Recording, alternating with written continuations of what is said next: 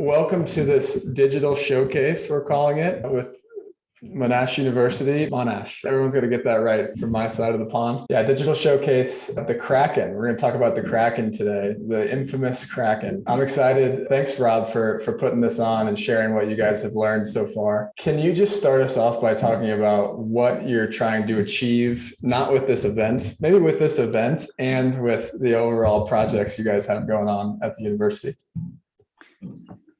Yeah, well, building off, I guess, what we talked about last time, we run a large portfolio. You have 4 or 5 campuses, depending on how you count them. We're up to about square meters of floor space, which is roughly around 10 million square foot.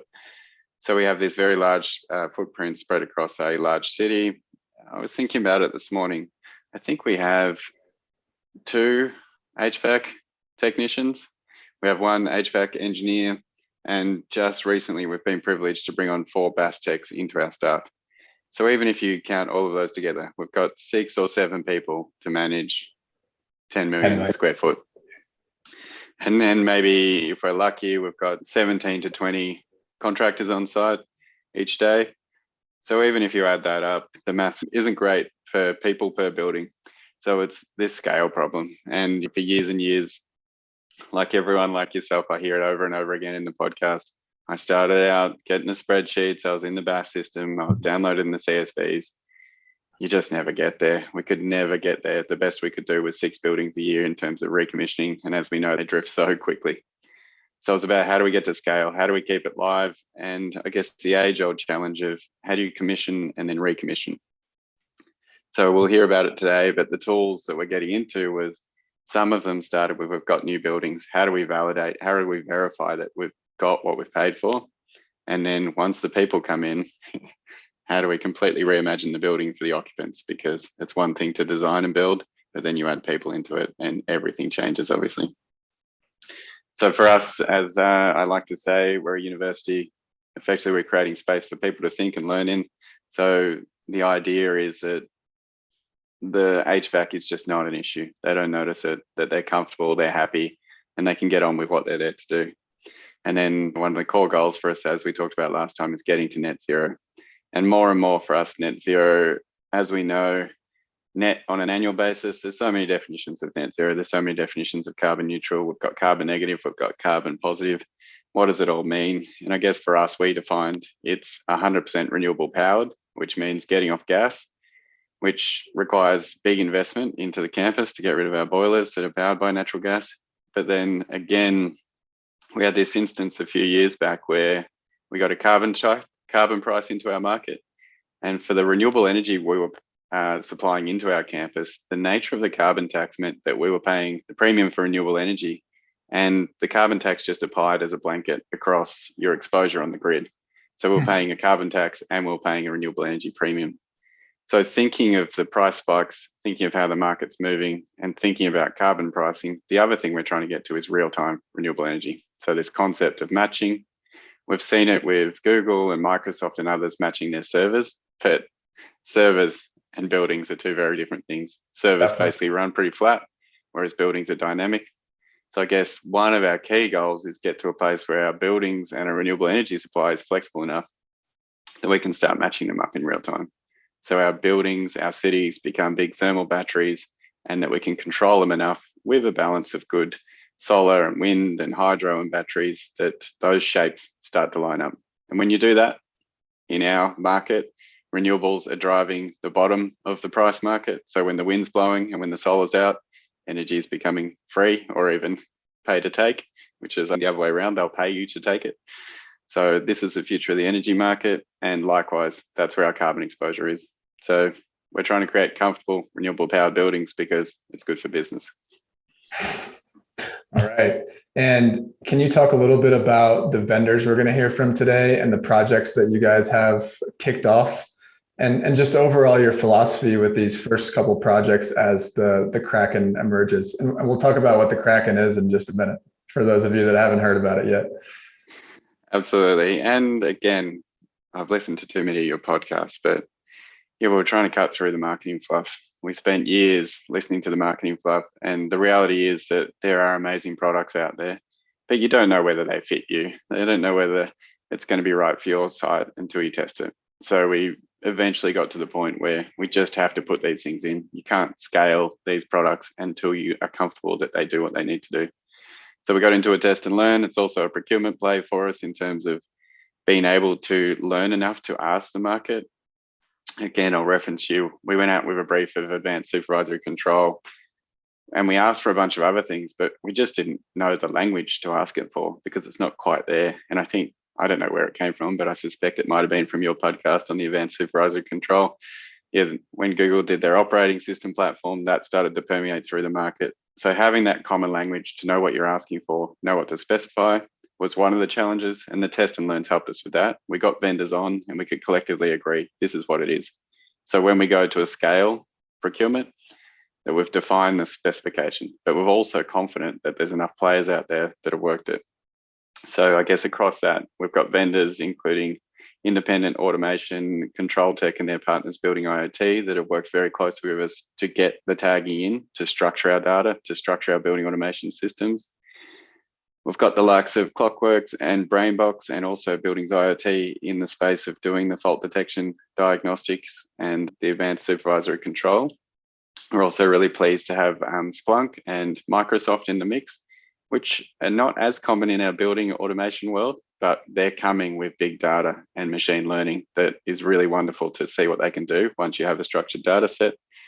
And then also we've got in the mix here friends at MOQ, which work as Microsoft developers, and then Scott Ferrero, who's our Net Zero Program Director, who's spent the last few years of his life trying to build a microgrid at the campus. So it's not just one building that's coordinating, that we can start to get all our buildings dancing to the same renewable energy tune. Cool. Yeah. So over the next hour and 21 minutes, we'll have all of those 8 people that you just mentioned here. We'll pull them in, pull them out as we go and explore the Kraken. For those of you that don't know me, I'm James Dice. I run a little company called Nexus Labs. Rob's mentioning our podcast. We do a weekly podcast. Rob, your episode was, I believe, number 49 about a year ago. We can throw the link to that in the chat here in a minute. So deep rabbit hole for those of you that haven't heard of Nexus, just know that if you like this topic, there are hundreds of hours of potential rabbit hole for you to go down. So before we start to bring in some of these awesome vendors, can you talk about maybe a quick 20-second elevator pitch on what the Kraken is, and then your kind of key observations so far on what you've learned with these initial projects? For sure. And yeah, we picked up the name the Kraken because we started drawing out what do we think we need to do to bring the intelligence that we were looking for together on the campus. And it emerged as this beast on a big Miro sheet that started to look like a big nasty octopus, which is where we got to the Kraken. But it works well. And we talked about this last time with the concept of there's centralized intelligence in this thing, and then there's distributed intelligence. There's intelligence at the edge, there's intelligence at the cloud, and then there's intelligence at the core where we bring it all together. So it's like the octopus with its multiple tentacles and the ability for each of those tentacles to act independently, but also for the centralized brain to get them to work together to do things like swimming, etc. So the key learnings so far are that it's possible. These systems work. It's hard work, but the key is you've got to get your data structured. The machines can't do the intelligence unless you do. And we've started talking about it recently as the transition from a smart campus, which was all the buzz, into an intelligent campus. And again, buzzwords. But for me, defining them as smart is where you're using data to make better decisions. For me, the intelligence comes in where you're using data to forecast the future and you're acting on those forecasts. So as humans, our brains are constantly bringing in information from our sensors, our temperature sensors, our automation sensors as they were on the campus. And we're constantly trying to guess at what is happening in the world. Is that a dog? Is that a tree? Is that a bus that's run me over? And then we're acting on those predictions. So the amazing thing for me to see through this program is that we can bring all that data that was smart, so to speak, and now we're using these new tools to make predictions and we're acting on the predictions. So when is my building going to peak? Can I pre-cool it? Do I need to turn the heat pump on before or after that event to get the best result? What's the best thing I can do to deliver comfort? So I think that intelligence is possible. It's just you got to put the time in to get set up so you can do it. And that's what these incredible vendors have done for us. Awesome. All right. With that, we have 4, or do we have 5? I think we have 5 mini panels. So we're going to launch into panel 1 now. John, Simone, and Tyson, if you could jump on for us. Awesome. So this first panel is why do we need a cloud connected common data model? Why is that valuable? And then this part 1 in that initial part is what do you guys need as application providers to be useful? In other words, what do you guys need from the model in order for you to do what you do best, essentially? So John, Simone, let's start with you. You guys do advanced supervisory control. Can you first just real quickly explain what that is? I don't know where that term came from. I started proliferating it. We keep repeating it, but I don't know how many people actually know what that means. Can you just start with introduce yourself, please, and then talk about what is advanced supervisory control, and then why do you need a data model to enable advanced supervisory control? 3-part difficult question. Yeah, thanks. Actually, James, we think you're the father of that appellation, so just want to make sure. Okay.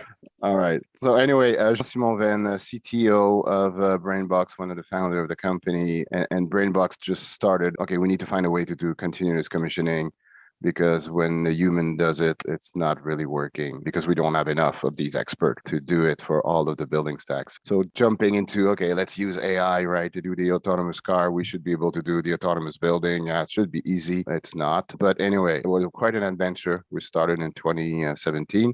And we're still at it, making some progress every day. Yeah, advanced supervisory control. Maybe just a backtrack, just 1 minute on what do we need to do it? Because it's fundamental. So that famous data model, it needs to tell a story. And to be able to tell a story, we need that time series data long enough so we could figure out what the story is. But we need to also have that data story like very rich. So we need to tag the data. It's not just the raw data coming from the building point. We need to tag it. We need to link the point together so we could figure out that, oh, that valve is coming from that pump, feeding it somewhere, somehow. We need to characterize it.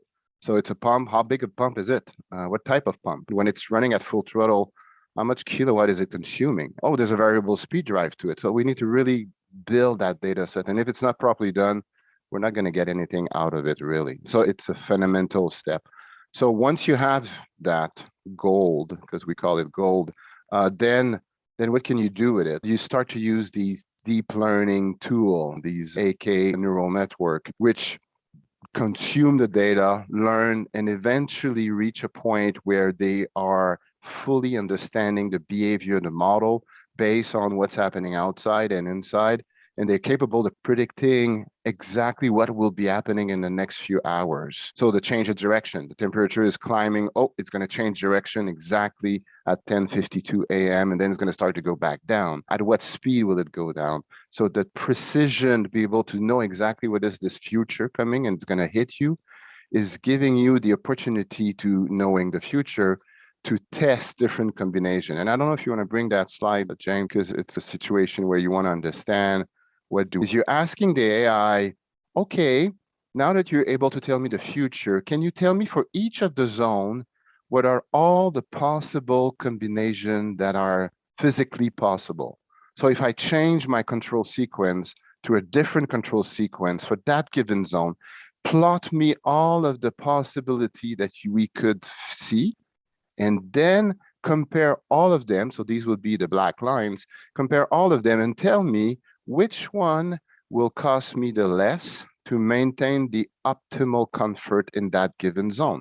So here, the example you have is basically the startup of the morning where you have a very large band because it's the night setback, and then it's becoming very narrow. So that transition, what is the optimal startup for each of the zone, which is basically the yellow line, to optimize your dollar, but also trying to meet your comfort criteria.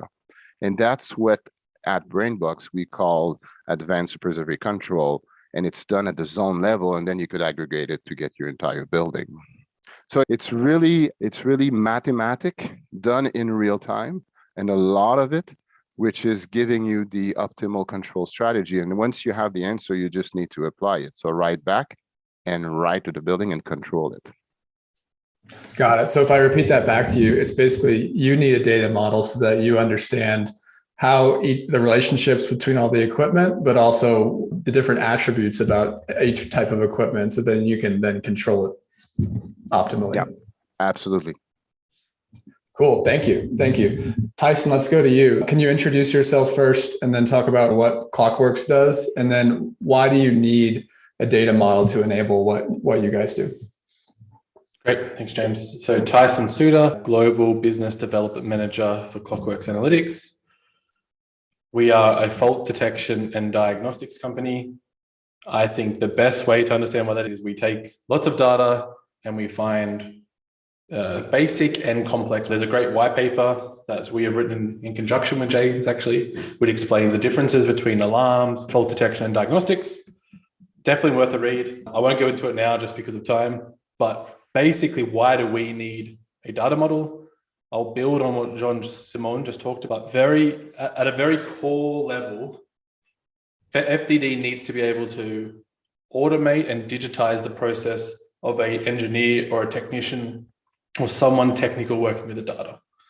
The only way you can do that, you talked about relationships and data and understandings. We need to understand the relationship between the temperature sensor on the wall and the chiller on the roof and everything in between. We need to understand the design capacity. We need to understand the sizing. We also need to understand the purpose of the equipment. So not just it's an air handling unit, but it is intended to operate under these conditions, including operating hours, including design principles, especially if you start talking about complex equipment for labs or hotels or hospitals or office spaces. These are all very different conditions.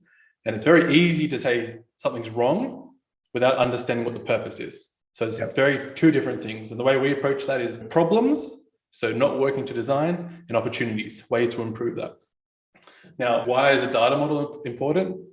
Is because no software solution in a building or anywhere should be focusing on solving data structures and taking really bad data and fixing it in the tool. You need structured information to be delivered to your software. So it's a two-step process for me, and any solution in this space is solving it in their own way. And usually it's quite selfish. So you're connecting to information, you're modeling it or structuring it, and then you're doing something with it. Those first two steps will vary dramatically. And if it's not done in an open way using a ontology or some sort of standard, what you're going to get is a solution that only works for that product. So for us, it's about making sure the data is perfectly crafted in a way to solve FTD, but also in a way that is beneficial to visualizations, to be utilized by the API, or to be utilized by other purposes outside our own selfish need of FTD, which is very important. Yeah. Perfect. And we keep mentioning all these different links like white papers and stuff. So maybe I think what we'll do is when we upload this to YouTube after the fact, we'll put some show notes and links to these things that we mentioned after the fact. Rob, let's go to you to kind of end this section. Can you build on what Tyson just said? So you as the sort of steward of the university's data, why is it important for you to have an independent data model, independent from applications that you choose to analyze the data or do stuff with it? Yeah, I think that was, again, one of the key learnings. So both Jean-Simon and Tyson described what they need for their models to work. And as I understand it, and forgive me if I misquote you guys here, effectively what they do right now is they take our rubbish data and they turn it into gold. But what we don't want to do is every company that comes along to have to do that very annoying and time-consuming step. So the ideal situation is we sort our own rubbish out first and we offer them the gold so they can plug in and they can start generating value straight away. So we've done a range of approaches, which we'll talk about next, but simply it is, how do we make it as accessible as possible to grab that value? And how do we not create data models that only work for one point solution? Ideally, we do it once and then the applications are infinite. And cheekily, we can test all of these different tools and see which one we like best and run with that. There you go. There you go. I do see some questions start to come in the chat. If you guys in the audience could put questions in the Q&A section, And then that way, the panelists that aren't speaking can go in there and type questions or answers to your questions as we go. And we'll just keep going on the fly. Let's go to panel number 2. So Greg and John, if you could step up to the virtual podium here. And then Tyson, you want to step down for now. I'll talk to you later. All right. Hey, guys. So Rob just started talking about what I would phrase as like cleaning up a mess. Basically, creating this data model is not easy, is what I'm hearing. It also takes a lot of time. So Greg, can you talk about, well, first introduce yourself, but then also talk about how you overcome the challenge of the time that it takes to start tagging data? Thanks, James. Greg Young, the director of Edge Semantics. We do tagging and visualization of tags.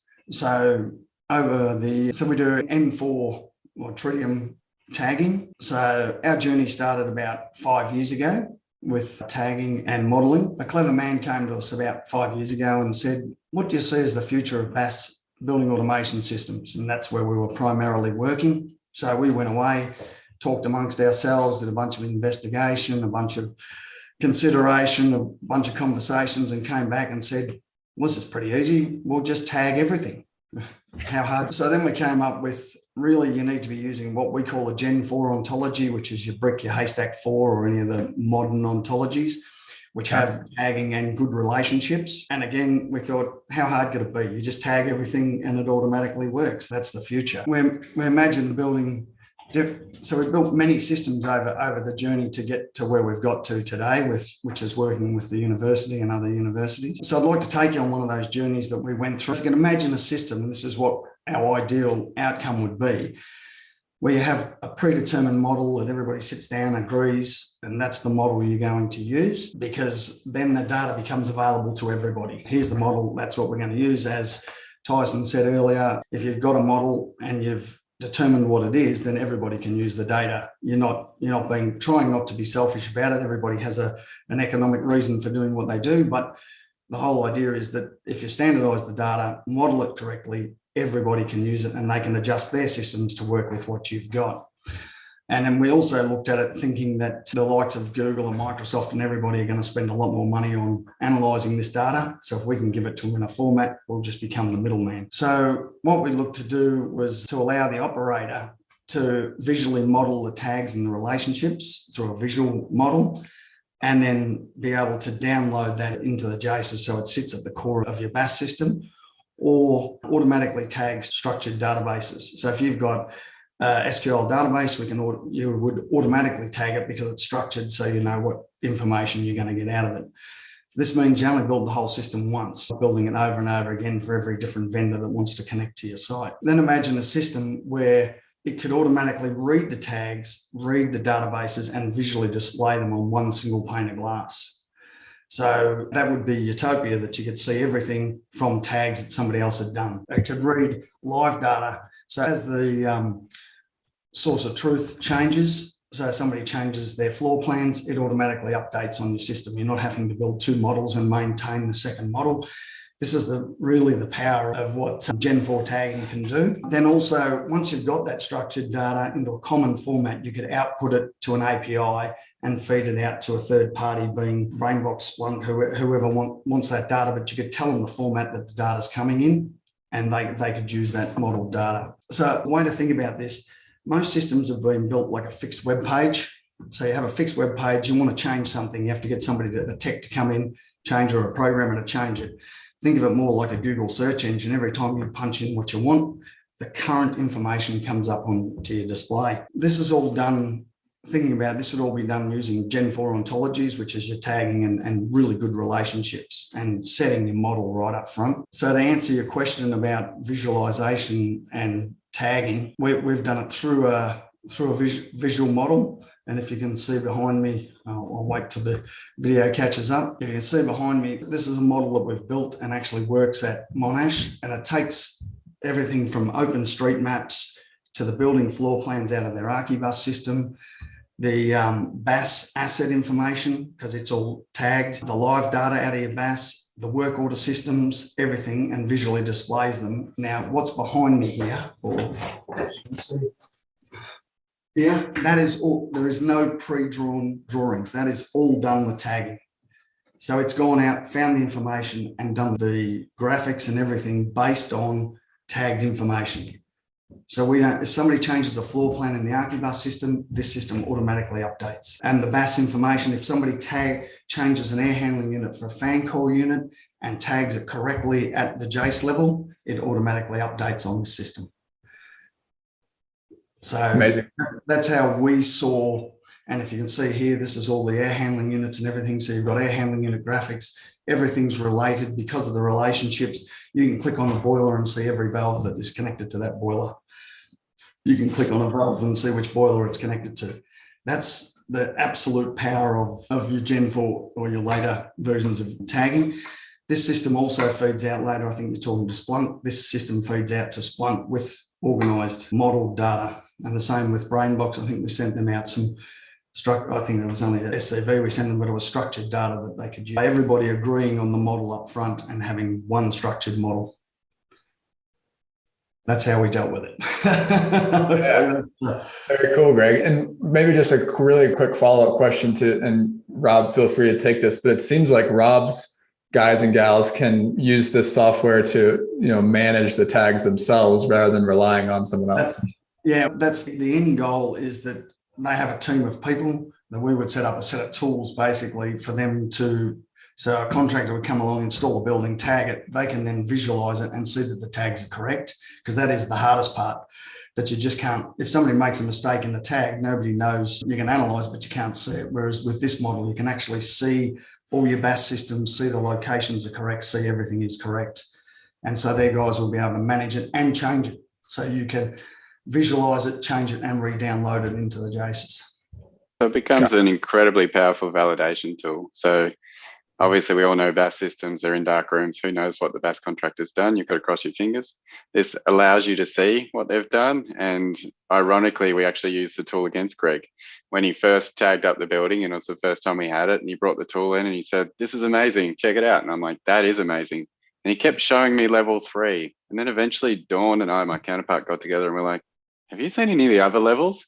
We went back to Greg and we're like, "Greg, what's going on with the other levels? Can we see them?" And he's, "We haven't tagged them yet." And he obviously did. But it was that classic thing. If someone showed you what they wanted you to see, this tool allows you to see everything they've done and validate whether they've done correctly. And if you push the valve and it doesn't move through the graphics, that something's not working. Very cool. Thanks, Greg. No, let's move on to you, John. So can you introduce yourself, introduce Buildings IoT, and talk about how you guys do tagging in your stack? Yeah, absolutely. So my name's John Schoenfeld.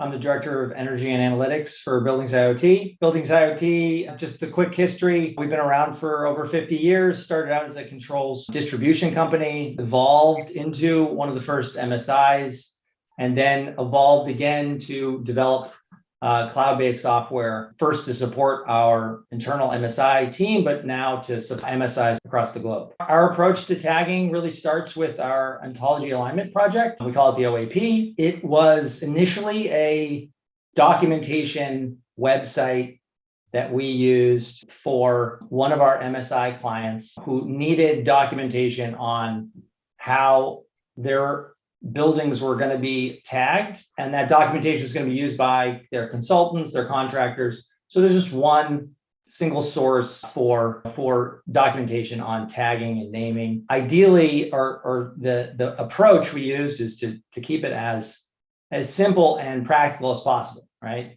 I have a piece of equipment. This is the tags that this piece of equipment gets. These are the points that I should expect to see on this piece of equipment. These are the tags for those points. These are the types of histories I expect to get set up for those points. These are the types of alarms. As that got developed, we found that OAP could actually provide much more of value to us outside of just documentation. So we built an API for that OAP, and we're able to then pull that data into our own tagging tools, as well as our front end and our API. So now our single source of truth is machine readable and automatically gives us exactly how to tag, what points to tag, what ways to tag both equipment and points. And then we continue to evolve it and add additional ontologies to it. It started out as essentially a Haystack 4 data model, but now we've added the Google DBO, we've started to add Brick. And the idea behind that is, as an MSI, if we're tagging a building for Monash and we're tagging it with Haystack tags, which we did, and then we're tagging another building for Google, I'm not going to use a different tagging tool to tag the building for Google. Yeah. That's going to be modeled with the DBO. So with the OAP as a translation, I can simply use my pre-developed tools for tagging and then convert those tags over to the OAP tags, or the DBO tags, and create my building config file.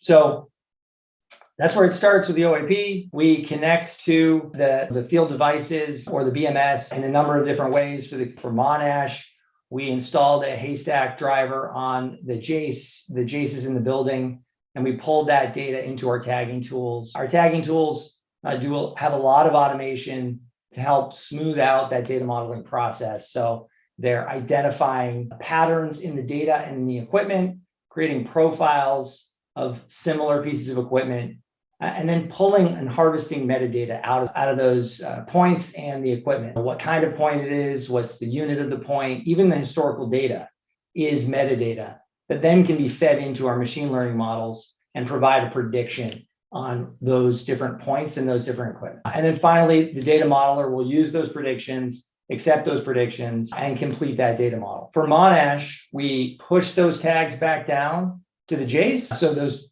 tags live in Niagara and can be harvested from other areas. Okay. But we also make all the data available through our normalization layer, which we call Jetstream. That holds all the data for the equipment, but also other sources of data that we're bringing into the system. So Archibus, we had integration with Archibus, so we're bringing in that space and facility information. If there was a third-party API or a third-party connection to IoT devices that didn't live in the BMS, we bring that data as well in. And Jetstream would be that single point of contact for any building-related data. It also provides that relationships between all that data, as well as any additional data that's added to link things together. For instance, work orders or notes or all these things that are added that are really added on the application layer. We don't need to push those back down to the Jace. It doesn't make sense to push your work requests down to the Jace, but it needs to connect both your space and your equipment. And the place that we have it connect is at that Jetstream layer. Got it. All right. Thanks, John. I did want to go real quick to this question from Daniel Paragas in the Q&A. Rob, I think it's a great question because we haven't actually addressed it yet. What was the schema or ontology chosen? And can you talk about the process for selecting that? Oh, we're still choosing.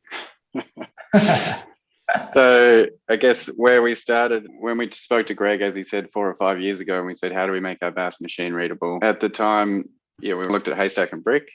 As I understand it, the challenge with Haystack version 3 in its earlier forms was that it was great at attributes, but it wasn't so good at relationships. So to do what Greg was showing, that relationship between fan call unit and chillers, etc., into the space, Brick for us at that time had the edge. So the ability to link all of that together and make sense of it as a system, which HVAC is, was where we got to. Haystack 4, as I understand it, is catching up in that space and now has that richer relationships. What we're seeing in the market is that some companies use Brick, some companies use Haystack. There's the question there around Google, Real Estate Core. My crude understanding, not being the expert, but having spoken to both Google and Microsoft in this space, that Google's ontology and Real Estate Core, they're more or less a bit of a mixture of Brick and Haystack with some extensions. We're finding in our ontology selection that there's things we need to extend to extend the dictionary to include things like solar, other demand response assets, etc. So I guess at this stage, we're hedging our bets. We're using a bit of Brick, and Haystack for the vendors that we have on today seems to be their chosen ontology. So for us at this point, the market is saying it's most valuable to have Haystack. But to John and Greg's point, the reality is once you have structured data, it's usable. So BrainBox used Haystack. We gave them Brick. It was still incredibly usable to them because it was structured in a sensible fashion. The dream is to be able to interconvert between them, obviously adding in the gaps. But at this stage for us, Haystack 4 seems to be out in front in terms of who's demanding it, noting that in your podcast, if you're an avid listener, some of the more recent emergent companies use brick. So it's a bit of a guessing game, but our standard now has, here's how we want you to do either. And we've got a few buildings in some and a few buildings in the other. It'd be great to hear from the vendors, their thoughts on that as we go through too. Cool. All right, let's move on. Thanks, John. Thanks, Greg. Let's bring back on John Simone and Tyson, and John, you stay, and then Hardik and Chimes, if you guys could jump on as well. So this panel is all about establishing secure cloud connectivity for data access. So we have the data model built. Now let's get it into the cloud. Rob, can you start this off by just talking about what problem, like why do you want to get it into the cloud? What problem are you trying to solve? I still remember the conversation with our IT department 5 or 6 years ago where I'm like, I want to get VAS data to a vendor. He's, nope. No, you're not. That was the conversation. And years later, we finally got there. As we know, building automation is this incredible beast that sits in dark rooms. It has no context with the world. So it can understand what the temperature sensors are telling it. It doesn't know what the weather is. It doesn't know what the building schedule is. It has no idea. It has no of that context data that we take for granted in our brains. So bringing it up into the cloud allows you to add context, but critically, it allows you to bring the cloud compute and it allows you to bring other people's brilliant development to your building automation system. We are not going to develop what BrainBox have developed. We are not going to develop what Clockworks and Buildings IoT developed. That is sophisticated stuff. So we love that they specialize in one thing. And most of these companies say that we're not good at all of these other things. Forgive me for saying that, but we are really good at this thing. And this is what we've chosen to do well. So the ability to structure the data and connect it to the cloud allows you to do that. And I guess critically, what we're trying to do is create a replicable path to the cloud. And we'll talk about it through this, but having multiple paths to the cloud to your automation system is a cybersecurity nightmare because this is what runs your campus. If someone taps into that and shuts down all of our research labs and knocks out 30 years of research, I'm going to lose my job instantly. So a secure cloud connection is critical. A replicable path that doesn't trash your network, doesn't have 15 different vendors hitting that JACE that is not designed to be pinged at that frequency is a critical design criteria here. Got it. Okay, thanks. So John Simone, let's start with you. Talk about how you guys obviously do AI stuff that's all cloud-based, right? How do you get the data up to the cloud for use in your algorithms? We try to offer as many options as possible to the different situation that we're walking into when we're talking to different customer. So we put together an edge device that we could ship by FedEx, UPS, and you connect to your backnet system. So that covered that angle. You have the flavor of using a SIM card with AT&T or the local provider that we encrypt all the way to point with a VPN, try to satisfy all of the checkbox of the IT department of that customer. If you have a JACE Tritium, we develop a JACE driver that you download, you install either on the supervisor or on each of the JACE. So it depends what's your architecture. But then again, you're into that, okay, we need an internet connection to connect to the cloud. So the VPN need to be established from either the supervisor or the JACE directly to the cloud. Again, we're more and more now opening what we call the cloud-to-cloud connections. So then you need to really work this out with the vendor. So we have one now with the KMC. So KMC have several of their customers into their own cloud. So for us, it's the perfect situation, right? It's an API, cloud to cloud. We connect the two cloud together and it's so much easier. So we did the same with Train and now we're doing it with other vendor. As long as you're connected to their cloud, of course, that become an option. So try to be as flexible as possible, but keep that cyber security in place at all time. Got it. Tyson, how about you guys? Similar approach. For us, it's no hardware. We like to have a software approach. We're installing on a virtual machine or existing hardware that is part of cybersecurity policies and is tested and regularly updated. How many BMSs have we seen that haven't been touched in 10, 15 years? We don't want to add to that problem. So it's really important for us is where you're talking from cloud to site, that is always the same. It's encrypted. It's outbound only. We make sure that this stays the same. Downstream of that, you're going to have very many different methods, and that depends on the architecture. If you can talk at a server level, we have a pharmaceutical vaccine producing company where we're talking to all their sites that we look after from one point at a central location, 4 layers removed from the BMS. Or we can be talking at a front end layer, meaning the server, and some of these terms might skip some people, where we're just ingesting data through a CSV or an OPC or a backnet server, or we can talk at a field device protocol level. All of them have pros and cons. Jean-Simon talked about this. There's no perfect solution, and if you prescribe only one, it's very limiting. So we make sure that we're flexible at each of those layers and what makes sense from a data acquisition point of view, but also from a cybersecurity point of view, first and foremost.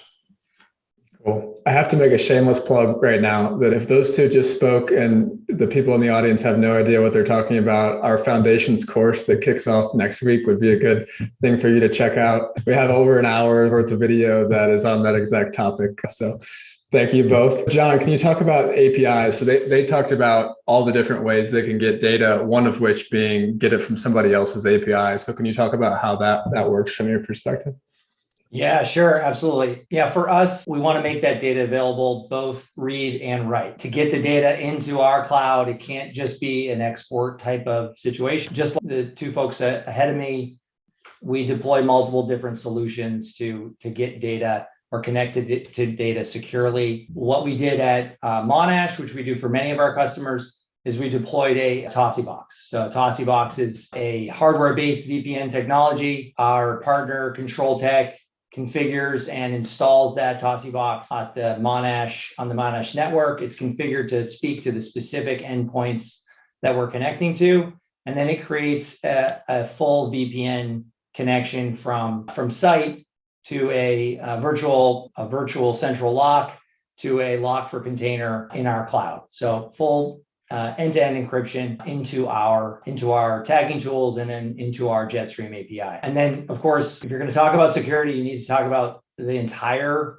security, not just the connection piece. There's also the security in the cloud as well, making sure that your web application is taking advantage of all of the cloud security availability from AWS or from the other hosted platforms out there. We use AWS right now. And then finally, authentication and permissions. So we use Okta for authentication and use JSON Web Tokens and those sophisticated technologies for authenticating with the API and providing individual permissions to the data. So different users can have access to different parts of data, different levels of access to that data, so that they can interact with that building in real time, effectively and securely. Very cool. Chimes and Hardik, I'd love to hear where you guys come in here. Can you start us off, Chimes, by talking about how Azure plays in this and why Azure IoT Central was chosen as a brokering service for what you guys are trying to accomplish? Yes, of course. Microsoft and Monash University, we had many discussions in 2021 about which would be one of the best brokering services to set up for the use case. And Jetstream, as discussed by John, it's absolutely one viable option for a managed API. And we also believe that there is equal demand for a utilization of tools in the public domain. And this includes Haystack and Microsoft Azure to build a solution. Towards the end of last year, with Rob and team, we came to an agreement to utilize our Azure IoT Central PaaS service to connect and forward to the cloud. What I noted that stood out about IoT Central for Monash Uni is that it's a ready-made environment for IoT solution development, which made it a lot easier during the POC phases of the solution, as well as having its primary interface as a web UI. I think feature-wise, IoT Central would allow Monash Uni to connect and manage devices at scale, and also be able to detect unassigned leaf devices and topologies without having to manually go through device template modeling. So all in all, this ready-made environment, which is designed to help simplify the ingestion pathway and rapidly prototype IoT solutions, allows Monash Uni to spend their time, energy, and budget using their existing IoT data and assets to create value rather than just simply getting IoT data. Okay. So if I can paraphrase Rob here and summarize how this plays. So John, you guys provide what would be called a managed API, right? So your product is an off-the-shelf, what I call independent data layer combined with the API. And then Chimes, what you're referring to as a sort of like a platform as a service that Rob can, his team can create the API and manage it themselves using the Azure tools. Is that sort of how you would delineate the options here? Yes, correct. Unless John thinks so differently. I guess. Not smart. So I think that's simple enough for our purposes. We'll keep moving. There's probably some nuances. Just a quick, buildings IoT come with this wealth of understanding of buildings that, is hard to replicate. And if you don't have 5 years and a team of people, there's no way that you can get anywhere near it. So if you're looking for a solution from the experts, absolutely go there. What we were looking to explore with Azure was how can we create our operating technology world in our IT world. So the university already uses Azure for its building information. So how many students do we have enrolled? Where are the classes scheduled, etc. So the ability for us to stack live building automation data next to our timetable, next to our enrollment data, next to our HR data was incredibly interesting and valuable to our business. So if you're trying to solve for the buildings, a managed API with the buildings experts, absolutely. We're also trying to solve for how do we use energy and building data to run our business better, which is where Azure came in. But cool. Azure wasn't built to talk to buildings out of the box, which is where Hardik comes in. Was anything built to talk to buildings out of the box? So Hardik, so you were part of the MOQ digital team that partnered with Microsoft to set this all up. Can you talk about more about how you did it? Yes, that's correct. James, if you don't mind bringing up the presentation slide, I think it will be easier for the viewers to follow along. That's one, yeah. So before we deep dive into the implementation details about how we integrated the JACE to the Azure IT Central, I think it's important to talk about the setup. So on the left-hand side, you can see the JACE supervisor, and we have got the nhastek driver installed on this JACE. So essentially, you're converting JACE to an HTTP API server. So you can do various API calls. You can do various calls on it, such as read, write, watch. On the other side, we have got the Azure IoT Central instance.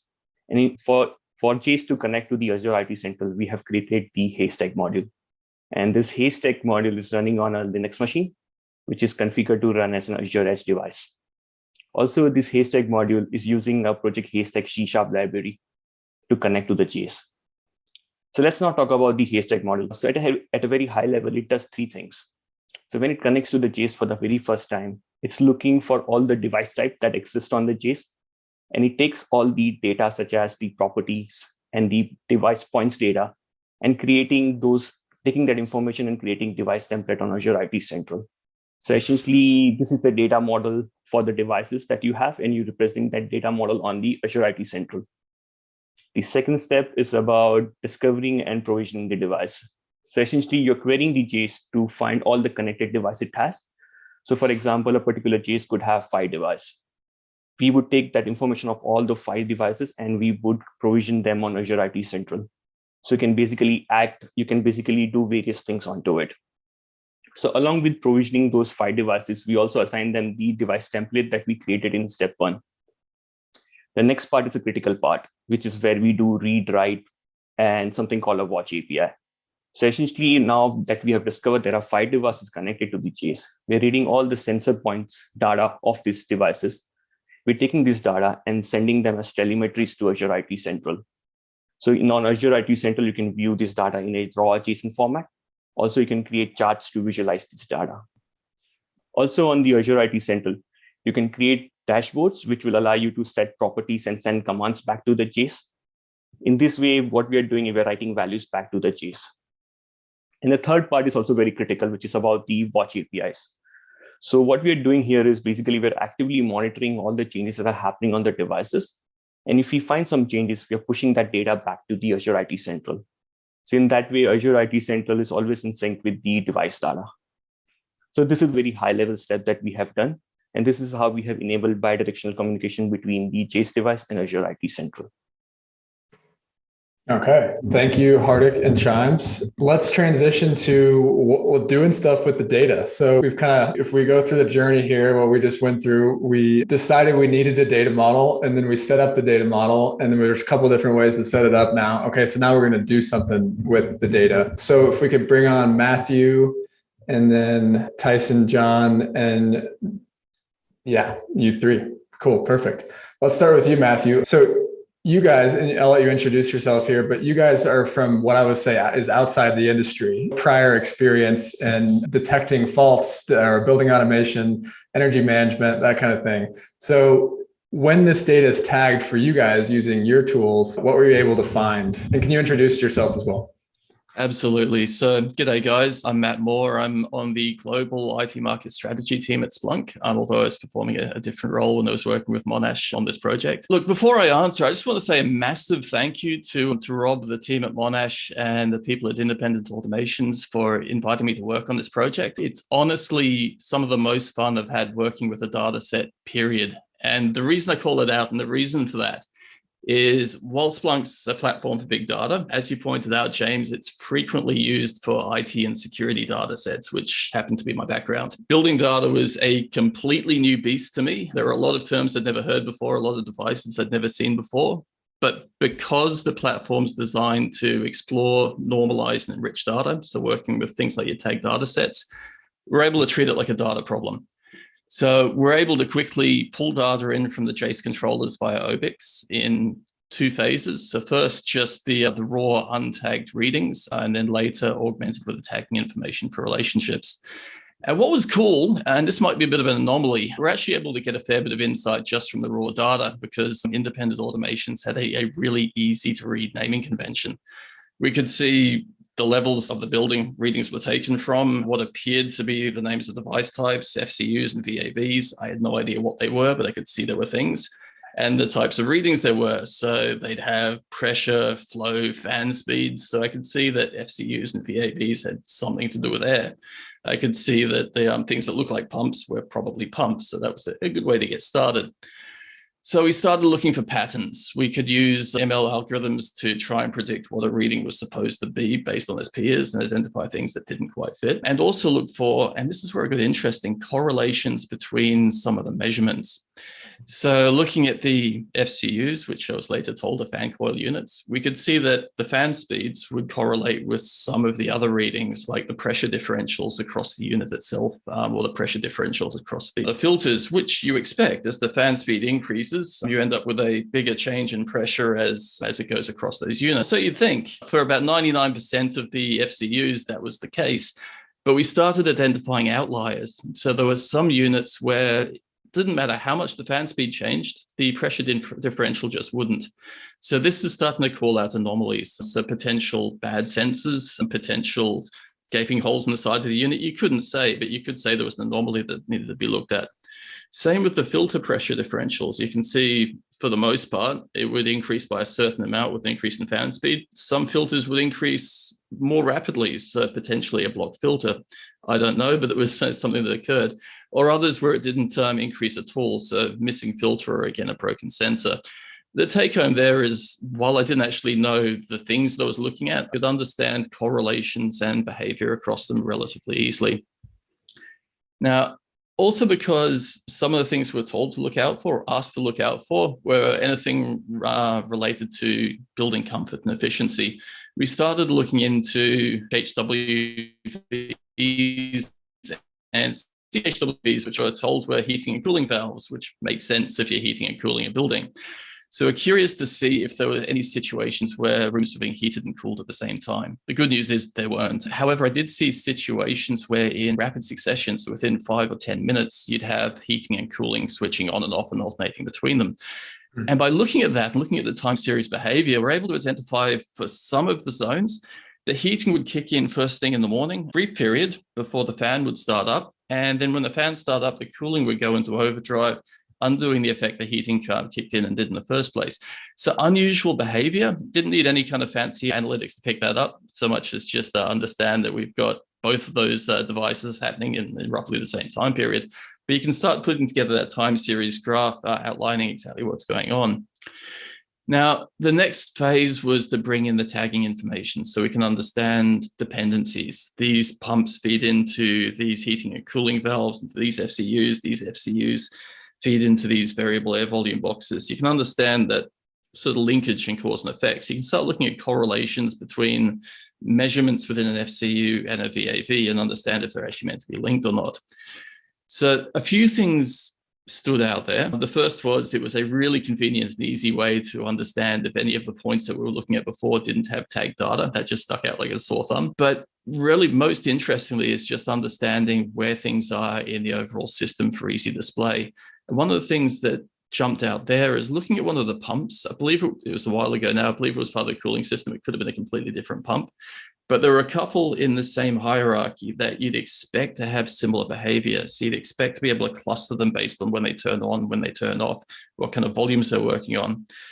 And they didn't. We had one, well, they both had a similar duty cycle. So they'd run for a few hours during the day, they'd be off at night, except one of them didn't actually turn off at night. It dropped down to about 50% utilization. While the other kept running. I took this back to Adrian at Monash University and pointed out this looks a little bit unusual. Now we looked into it and yeah, we'd managed to find an anomaly in the pump cycles were a little bit out and doing some unusual things. So it was an interesting journey. I learned a lot of new acronyms. I saw some interesting data and yeah, learned a lot in the process. But the really cool thing is just treating it like a data problem. We're able to understand or at least find anomalous behavior that needs attention, which was really cool. Yeah, very cool. I think some of that's the power of you guys being smart people and the tools you have, but also the power of the tagged data and the, like you said, really good naming convention really helps negate the need for so much domain expertise for sure. So thank you. John, let's go to you. Can you talk about how you guys use, once the data is structured, how you guys use it to improve operations in the facilities? Yeah, absolutely. We've talked about how important it is to model the data and to be frank, the effort it takes. So to us, it means let's take the most advantage of that model data as we can. It really starts with building the BMS straight from that model data and having BMS that essentially, once the data is modeled, it builds itself. That besides graphics, all the tabular data, all of the data in the right places, owned by the right pieces of equipment, organized in the right fashion, that can all essentially build itself, and that's our approach. So once you have a full command and control BMS that's built on that model data, then you layer in the fault detection and diagnostics, right? To us, I think Matthew put it really well, right, about the bad sensor data. We're all fighting the battle of data quality, and data quality can make FDD, it can make it look good in that you can find a lot of data quality issues, but it can make it look bad when that data quality issue gets bubbled up as some other issue that it really isn't. And it's about building kind of layers of analytics to look first at that data integrity, that data quality, and then use those insights to filter all the other rules and analytics that are running in the system to make sure that what you're providing to the end user is as valuable and real as possible. Finally, we've started to broaden outside of the rule-based FDD and into the machine learning realm. Our approach on that is around predictive and preventative maintenance. So rather than looking at different similar systems across a facility, which is absolutely valuable, we're looking at different feature sets for a single piece of equipment and trying to create a predictive model for what that equipment should operate, how that equipment should operate. So if I know the valve position of the chill water, if I know the fan speed and I know the dampers and the return air and the outside air, I should know what my discharge air temperature is. And I can feed all of that into a machine learning model and predict with some level of certainty what that discharge air temperature is going to be based on those conditions. And then when it starts to deviate from those conditions, we can start to flag that and say, I may not know exactly what's wrong here. I may not know that the coil is dirty or the fan belt needs to be, fan belt tension needs to be checked, but I can schedule that predictive and preventative maintenance. That's usually on a kind of a routine, but can be done based on the analytics, based on the data, and then validated that it was done correctly. Finally, I think the key piece to, you have the facility management, the command and control, you have the FTD, is then tying that into your work order management system. So being able to essentially look at those insights, identify them, tag them to a work request. So now you have something tying your equipment, your insights, and then tying that to your CMMS system so that you can provide the best data possible to your labor force to fix those issues, and then also validate that they've been fixed. And we've seen this time and time again. When you identify an issue, you send it off to be fixed, you may think of the root cause, but that first attempt to get it fixed may not work. And so having that validation and that automation around alerting people when something is fixed or when it's not is helpful really for everybody. And finally is the optimization piece. And I think it really builds off of the FDD. You can't optimize what is not operational. So if we're not running FDD, the optimization is incredibly difficult because you could be changing set points on VAV boxes where the damper has been broken for 10 years. And then you're trying to optimize your air handling unit based on zone temperature sensors that aren't communicating. So utilizing the FDD to not just filter your FDD, but also to inform your optimization, I think is the key to bringing it all together and improving the operations around the entire building.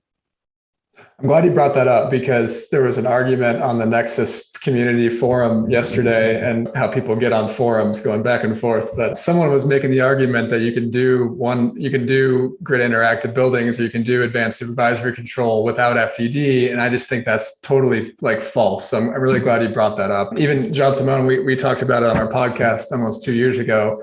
You really need validation of the data. You really need physical issues to get fixed by analytics or detected by analytics and then fixed before you have these fancy algorithms sit on top, before they can really reach their full potential, essentially. If you're driving an autonomous car and the camera stops working, you've got nothing. And that's for me, you can't have good automation without a core system of data and sensors working. So the automation gets better if your system is healthy. And that's what these guys do. They keep the system healthy. Totally. And especially when you're strapped on staff, right? You don't have enough people to cover the 10 million square feet. FTD is what comes in and helps them leverage their time across the campus. Tyson, let's go to you. Can you talk about FTD? And you only have 5 minutes, and this topic is probably huge, but where does FTD play here beyond what we just talked about? Yeah, I will attempt to scramble something. FTD for me is, you talk about AI, you talk about machine learning, you talk about alarms, fault detection. These are all tools of fault detection diagnostics. They all serve a purpose. You talk about sensors needing to be calibrated. Yes, that should be part of the solution. You talk about linear regression and doing predictive models across a year to project costs. Should be part and should be a tool-based solution. But also, it cannot be a software solution that runs on its own and independent from the operational processes of the site. Meaning, it needs to enrich the existing processes with data. It has to be able to engage with technical people on site to improve their jobs, not to take away tasks. It's to enrich those decisions that they have to make every single day on, do I need to focus my effort on fixing this piece of equipment today? And that decision could be many things. It could be based off indoor air quality or environment quality.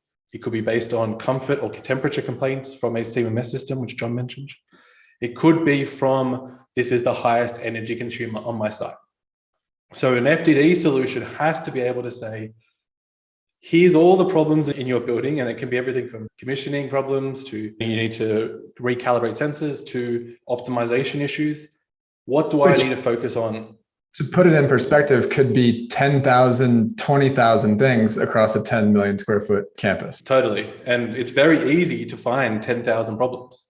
What's very difficult is to consistently fix 5, 10, 15, 20 issues every single month, year on year. And that's what a tool has to focus on, not finding problems, but engaging with the right people to fix those problems based on the root cause analysis, which is very difficult to achieve. Not all solutions can do that. And prioritizing it. So we always talk about two main factors for any digital solution. It's going to be transparency, meaning finding all the problems.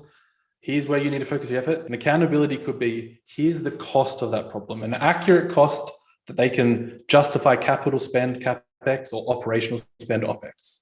Something that they can take to an accounting team or to an approval process and build a business case on. Then they have to be able to track that to completion through work order systems, through task management, but then also visualize and manage that process. Not, a technician wants to focus on very much the details of a problem, but Rob or his central team need to work at a much higher level where they can visualize all of their problems, all their buildings, all of their sites from one point of view and focus on, is anything gone wrong at a high level? And do I need to dig deeper?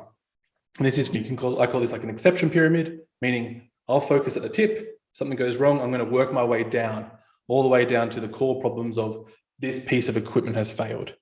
So it has to be able to do that at a very technical level at the bottom, but then also summarize all that information into digestible reporting based on CO2 targets, based on cost savings, based on energy performance and comfort performance. And that is not so easy to do. So FTD has to be able to do all of those things. And that's the differentiator between FTD solutions. I think there's a lot of great solutions out there, and there's a handful that can really dig into those root cause analysis, provide very accurate cost calculations, very difficult to achieve, and then also be able to report that in a way that is digestible, not just to a technician, but to non-technical audience to justify the spend. Very cool. And you guys did a white paper not too long ago on how that actually works behind the scenes. So maybe we can put that in the notes as well.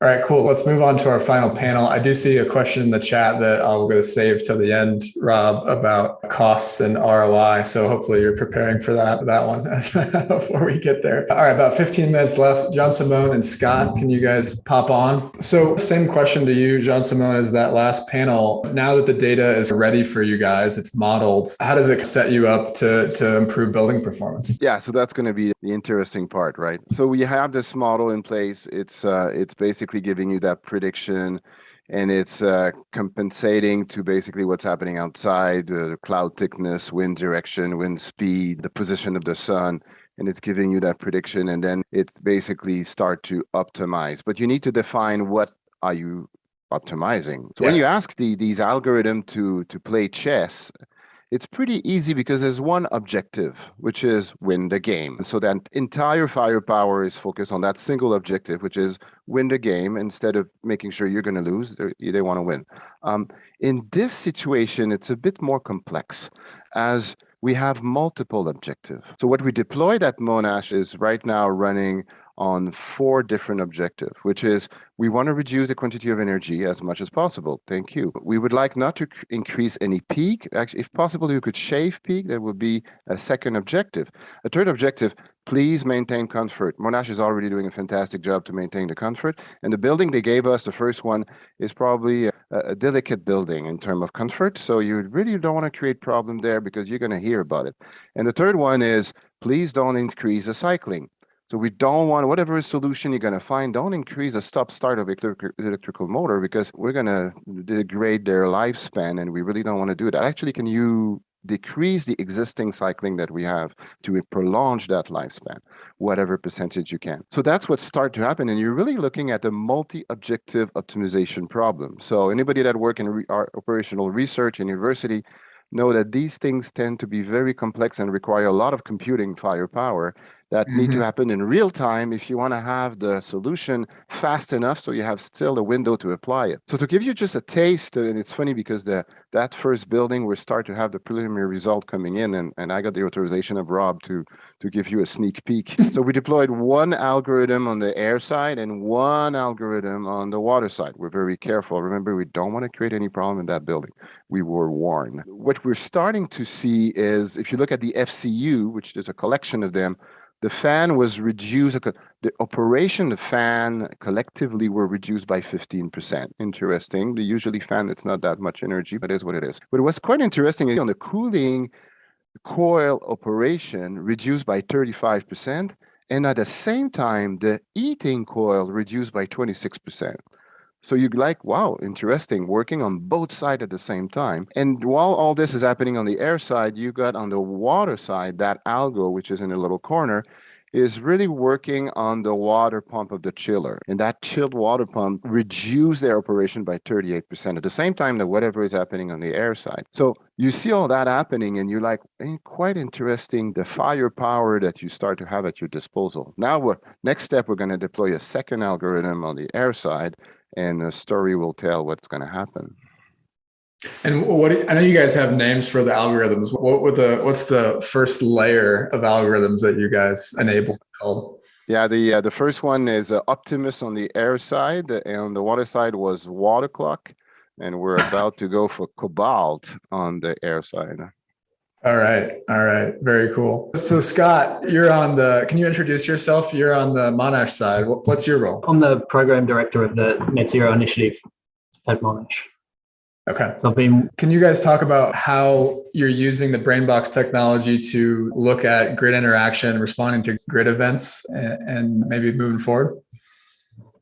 Yeah, happy to. So we've been working on a microgrid project over the last 3 years. It's actually just wrapped up at the end of last year, where really we've been trying to create a grid interactive precinct, is what we're calling it, at our campus. So 20 buildings across the campus. We've got a megawatt of solar PV on site as well, megawatt hour of battery storage, and we've also got EV charging stations. We're trying to understand how can we orchestrate these different assets to help deliver on a couple of key objectives for us, which Rob touched on earlier. So we're trying to reduce our costs or even access new revenue streams across the energy space, but we're also trying to deliver on that net zero ambition, where we're trying to match our load into that renewable portfolio we've got both on-site and off-site as well. So through this project, there were 3 key services we were really targeting in the energy space. So peak demand management. So how do we manage our own peaks in demand to reduce our demand charges? Demand response. So how do we manage our load in response to what's happening in the energy market and the prices in the energy market? And then looking at solar export control as well. So how do we manage both our generation and our load to work within the constraints we have within the distribution network and our connection back into the electricity system as well? So for these different services which we were targeting, load flexibility is really key. So we can get that load flexibility from the HVAC systems, which are our biggest load by far, but we can also get it from ramping up and down our solar generation, from using our battery storage, and then also from controlling our EV chargers on site as well.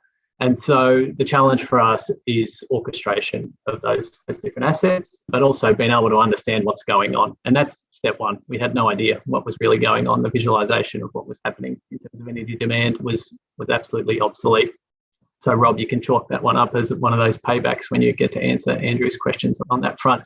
So the pilot we did with BrainBox, really we sent a manual trigger through to call on the demand flex that they were enabling at the buildings. Where we're working towards and where the Kraken is really evolving to out of this original work we did was to pull those various inputs that provide both the business and the operating context that we have, as well as the external context. So think about pulling in our energy demand and generation data, occupancy, weather data, irradiance data, the electricity market spot price, but then also looking at emissions intensity. This is still a work in progress. Basically pull that data, have it in that one space that then we can feed those into forecasts so we can identify when those events are going to occur, and then really send a trigger and optimize for those events. And that's where we use those fancy algorithms you were talking about, which sit on top and help us pull that data and are useless without that data. As we've learned as we've gone through this journey, we didn't have the right data. And that will then ultimately enable us to call on the flex. And so we originally did the flex out of buildings using some pre-programmed steps in a JACE, which we could call upon. This was resource intensive, involved engineering inspections, lots of programming, and also us trying to figure out what the hell we were doing. But it also left a lot of load flexibility on the table as well. So we weren't getting the return on the investment in that space. So this is really where BrainBox comes in, who can use their AI stuff, as you alluded to, James, and that's as deep as I'm going to go on that tech space, and I'll let John Simon talk to it. To dynamically identify the flex that's available over different time horizons as well in those buildings, and then control that HVAC when we call. call for it, and within the bounds of occupant comfort that Jean-Simon was talking to us. I guess where we got to with this work was we had two separate streams going on, the work that Rob was doing around buildings and trying to optimize those and run our assets, and then this energy work. And where we got to in the end was that these were the same things. And so they've really come together in the Kraken because you've got the same underpinning systems and control and data requirements. So it's actually worked quite well to bring those two things together. Fascinating. And what I just heard was the alternative to this and basically doing these control sequences in the cloud is programming them on JASes, which you guys probably have thousands of JASes scattered throughout everywhere. So that seems untenable. So Jean-Simon, maybe 2 minutes from you on how you guys actually do it behind the scenes.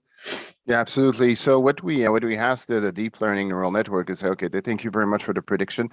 Now we would like to characterize the thermal battery of the building. If we charge you either on cooling side or on heating side, depending on the season, if we pre-charge you, of course, we need to know that there's going to be an event. So that we are accepting that signal, there's going to be an event, that there's a duration of the event, here's what time it's going to start. Now, can we pre-charge some of the thermal battery based on the outside condition? And that thermal battery keep fluctuating from one day to the next, because if it's sunny, if it's cloudy, if it's windy, it's not the same thermal battery that you have in terms of capacity. So when should we charge it? How long would it take to discharge to stay within the comfort band? So you're not allowed to go out of it. So how much can I charge? How long can I glide? And not to forget, when the event is finished, make sure we're not going to create a kickback peak because everything starts all at once and the event is finished. We don't want to. So re-engage in a smooth way. So what is my optimal control strategy based on what's happening outside today? And that characterization of the battery is fascinating. And I want to just give a kudo here to Monash team, because this is to my knowledge, this is the first place in the world that it's being experimented. It's require a lot of these algorithms working together, but it's fascinating to see when you're gliding like that and you're just going through your event. So it's a journey that started at the end of November, December. We had the first tests, and now we're going to be doing other tests. But it's there's a lot of paper to be written about this. All right, I'm here whenever you're ready. I think we talked about that 2 years ago when we did the podcast, Jean-Simon. So yeah, I'm glad it's here. That's amazing. All right, let's close this off with the business case question to Rob here. So we'll try to end this at the bottom of the hour here. But Rob, great question from Andrew Bell here. Could you talk about payback for the university financially as a whole here for this whole event? That's always the first question I get whenever I talk about new tech. Yeah, and there's lots of different answers. So I guess one of the questions in the chat was a good one of can these automated graphics replace the BAS graphics? So if I'm building a new BAS system and this is where we're going, someone has to do the engineering. Tagging is a painful process that costs time and money, but someone had to build the BAS graphics in the first place. So if you get the engineering and you tag that data, you don't have to build the BAS graphics anymore. It auto builds. So in theory, from a BAS install, if you're doing it up front, you can level out that cost, and then you've got all this value. For what we always used to do, the manual recommissioning, it was human time, and human time, as we know, is expensive and scarce. So the ability to do that commissioning at scale, to get these algorithms to do the work of the humans and enable the humans to do the valuable bit of solving the problems for the context, that saves you a lot of money. It's a bit of a throwaway answer, so I'll give it some more tangible. As we all know, when you build a new building, there's always something wrong. It doesn't matter how good your builder is or how good their intent is. And indeed, often the reality is that the BAS contractor is the subcontractor of the head builder. So they've been screwed down so hard that they're trying to get to the shortest close of the outcome. So the immediate value when you've got a defects liability period is that you find the problems and you get them fixed. Classic for Monash was 12 months in, they handed over the servicing and the maintenance. Here's $100,000. Here's another $200,000. Here's $500,000 of defects that we need to fix on our dime. So being able to find those problems and get them fixed under the contract saves you a hell of a lot of money. The energy exposure, energy costs, as we've talked about, the energy market is changing. The ability to react to the market is huge. The ability to manage your carbon exposure is huge. And then bringing it home, the classic people, people in your buildings cost money. The people who maintain the buildings cost money, but the humans that you're paying the salary, it's that classic graph of there's a graph like this of salaries, there's a graph like this of rent, and then there's the energy and the maintenance budget you have. So energy is $20 to $30 million for us, depending on where the market's at. HVAC maintenance is up to $10 million for us. These are big money, but they're nothing compared to the potentially $1 billion that we spend on salary in the university. So if we can reduce downtime for those humans, if we can keep them comfortable, then there's a huge payback. And as a university, which is not a payback that works for everyone, exploring and finding answers, that's our business. So this podcast is a return on investment for the investment, because we are attracting talent to our organization. We attract students, we attract the best researchers because we are doing innovative things.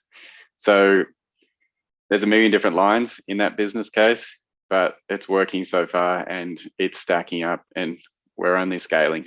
It's not a case of this wasn't worth it. This has proven the business case for us. We're going to go big on this.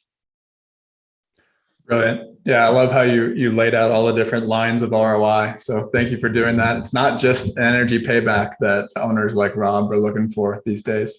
That's a good place to end off. I want to say thanks to Rob and thanks to the whole Monash team. And then thanks to all these vendors for letting me come hang out for a little while and hear what you guys are working on. This will be posted on YouTube, and I'll send out an email to everyone that registered with the recording as well. So thanks again for attending. And have a good rest of your Tuesday in the US, Wednesday over on the other side. Thanks for hosting, James.